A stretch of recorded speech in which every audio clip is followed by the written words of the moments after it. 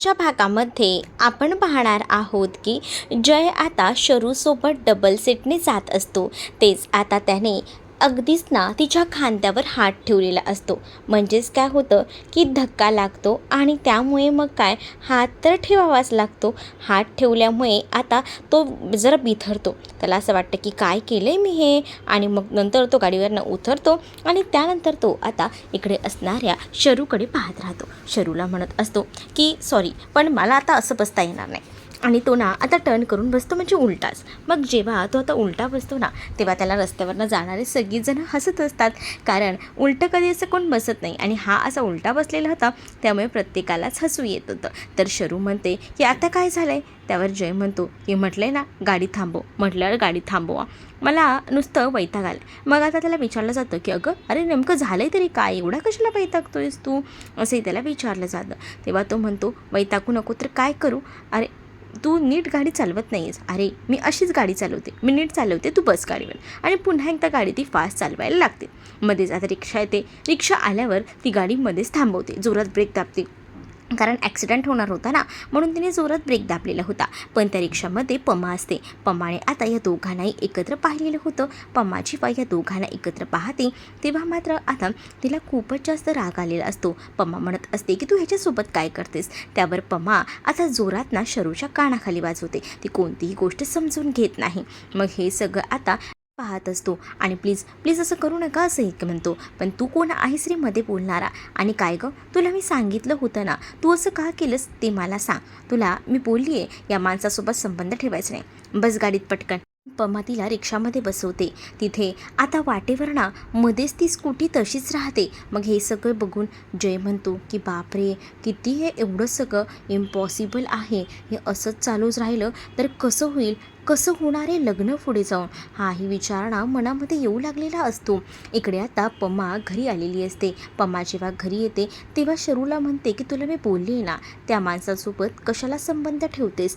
तेव्हा पमाला शरू समजावून सांगते, आई तू जसं समजतेस तसं नाही आहे, जरा ऐकून घेतेस का. ते काय आहे ना की थोडा प्रॉब्लेम झाला होता म्हणून. मग आता काय प्रॉब्लेम झाला होता, कसं सांगू गं तुला. एक प्रॉब्लेम घडला होता, म्हणजे त्याची गाडी ना बंद पडली होती, मग त्याला लिफ्ट हवी होती म्हणून मी त्याला लिफ्ट दिली. अगं पण त्या माणसाने हॉस्पिटलमध्ये किती अपमान केला, या सगळ्या गोष्टी विसरतेस का तू.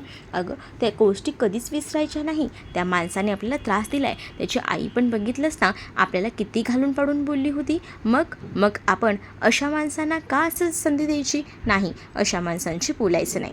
मग आता शरू कसं कसं आईची माफी मागते, आईला म्हणावते. तेव्हाच ना लगेच तिथे असणारी अनुसुद्धा म्हणते की हे काय, ताईने चूक केली तर ताईला तू जवळही घेतेस, मग मला, असं बोलून ती जवळ घेते आणि तिला सॉरीही म्हणते, कारण भर रस्त्यात तिने तिचं कानाखाली वाजवली होती. दुसरीकडे आता जयचा फोन आलेला असतो शरूला आणि तो म्हणत असतो की ओके ना सगळं. त्यावर शरू म्हणते की हो ओके आहे आता सगळं. जय आता चक्क तिला सॉरी बोलतो आणि म्हणतो की हे सगळं काही माझ्यामुळे झालं, खरंच त्यासाठी सॉरी, एक्स्ट्रीमली सॉरी असंही म्हणतो. तेव्हा ती विचार करते की हा जय खानोलकर मला सॉरी बोलतोय, चक्क जय खानोलकर.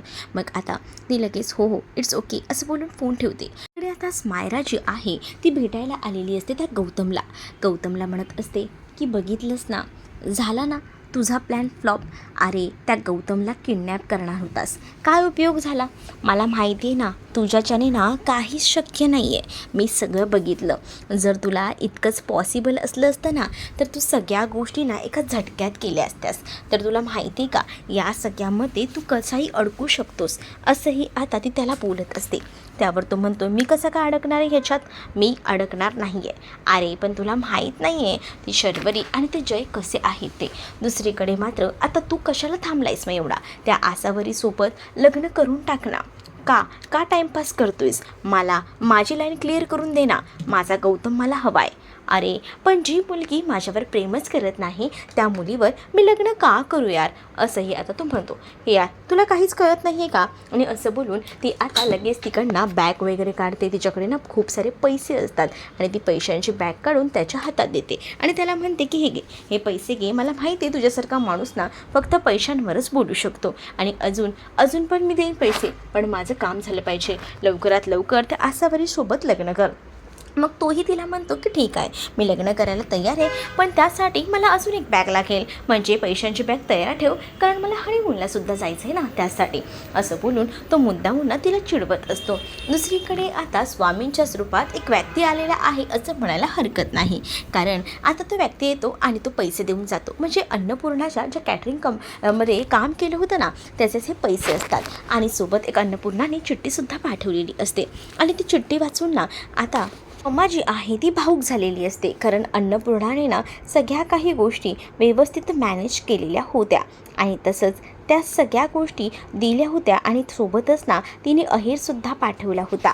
आणि हे सगळं बघून ना आता खूपच बरं वाटत होतं. आता पमा तो अहेरही उघडून बघते आणि सोबतच ना आता ती पाठवलेली साडी, हे सगळं तिला बघून ना खूपच जास्त आनंद होतो. दुसरीकडे आता कॅटरिंगचे पैसे आलेले असतात, पण चेहऱ्यावर आनंद मात्र सुभाषचा नसतो. सुभाष थोडा दुःखी असतो. मग पमा विचारते की काय झालं आहे. तेव्हा पमाला तो सांगतो की काय सांगू तुला, म्हणजे तू थोडा विचार कर ना, लोन होत नाही आहे आणि तुला एवढे कष्ट करावे लागतात. तू कोणताही विचार मागचा पुढचा न करता तू पैसेही जमवतेस, पण ह्या सगळ्या गोष्टी अशा होत आहेत ना, त्यामुळे थोडाफार त्रास होतो गं. बाकी कसं बोलू मी तुला. मग आता तुम्ही का काळजी करताय, मी आहे ना, मी करते ना पैशांचा बंदोबस्त. माझ्याच्याने जितकं होतं आहे तितकं मी करते.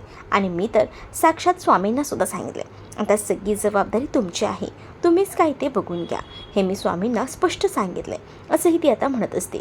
इकडे जय आणि शरू भेटलेले असतात.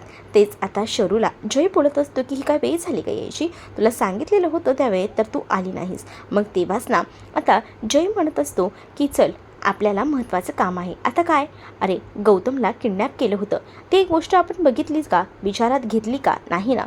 अरे ती गोष्ट आपण विचारात घ्यायला हवी होती. इकडे जय आणि शरू हे दोघंही जण बोलत असतानाच दुसरीकडे बाबा आणि पमा जे आहे ते दोघंही जण हॉलचे पैसे भरायला केलेले असतात, कारण बुकिंग तर केलं पाहिजे, कारण आधी ॲडव्हान्स पेमेंट द्यायला लागतो. मग ते विचारत असतात की कसं तुम्हाला पॅकेज हवं आहे. मग जर तुम्ही पूर्ण घ्यायला गेलात तर पूर्ण तर घ्यावंच लागेल, कारण आमची मोनोपोली असते, त्यामुळे 5 लाखापर्यंत साधारण खर्च जाईल. तो 5 लाखाचा खर्च ऐकून मात्र पमा आणि त्याचसोबत इथे असणाऱ्या सुभाषचं मात्र डोकं काम करायचं बंद झालेलं असतं. मग ते म्हणतात की तुम्ही आधी ॲडव्हान्स द्या. ॲडव्हान्स तर 70,000 रुपये भरायला सांगितलेला असतो. मग तर आता पमा आणि सुभाषला अजूनच टेन्शन येतं, काय करायचे, एवढे पैसे जमतील का. तर पमा म्हणत असते आणि सुभाषही जमतील, आपण काहीतरी करूया, पण बायचं लग्न हे व्यवस्थित धूमधडाक्यात व्हायला हवं आणि त्याचसाठी त्यांचे आता खूप जास्त कष्ट सुरू असतात. दुसरीकडे गौतमला भेटायला बोलवलेलं असतं, कारण जयला असं वाटत असतं या सगळ्याच्या मागे गौतम बांदेकर आहे. गौतम बांदेकर तिथे आल्यावर विचारतो की आता मला का बोलवले, त्या दिवशी किडनॅप झाला होता आमचा गौतम, आणि त्या गौतमला किडनॅप करण्यामागे तुझा हात होता का. अरे हे सगळं मी का करू, मला ऑलरेडी माहिती आहे की आसावरी आणि गौतम एकमेकांवर प्रेम करतात. उलट मी तर एक वेगळा प्लॅन घेऊन आलो होतो. काय आहे तुझा प्लॅन. अरे जे लग्न ठरलं आहे ना त्या लग्नाच्या वेळेला ते लग्न होऊ दे, पण ऐन लग्नाच्या वेळेला ना मी सांगेन की मला हे लग्न करायचं नाही आहे. आणि मी जेव्हा लग्नाला विरोध केला तेव्हा तर मात्र तू त्या गौतमला उभं कर, म्हणजे तुझ्या भावाला.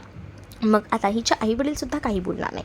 असं बघायला गेलं तर सगळ्यांनाच त्रास होईल, पण ऐन लग्नात जर मी लग्न मोडलं तर दुसरा कोणीतरी मुलगा जर तयार होत असेल तर तुझ्या आईबापांनासुद्धा काही प्रॉब्लेम नाही होणार, कारण एकदा का मुलीचं लग्न मोडलं का त्या मुलीला नावं ठेवली जातात. आणि मी जर लग्न असं मध्येच मोडलं ना तर मग असं नाव नाही ना ठेवणार तिला, आणि तोसुद्धा लग्न करेलच की. मग ह्या सगळ्या काही गोष्टी मॅनेज होतील असं गौतम सांगत असतो. आणि गौतम जेव्हा या सगळ्या काही गोष्टी सांगतो ना तेव्हा मात्र आता आणि शरू ऐकतच राहतात, कारण त्यांना तर नवलच वाटत असतं.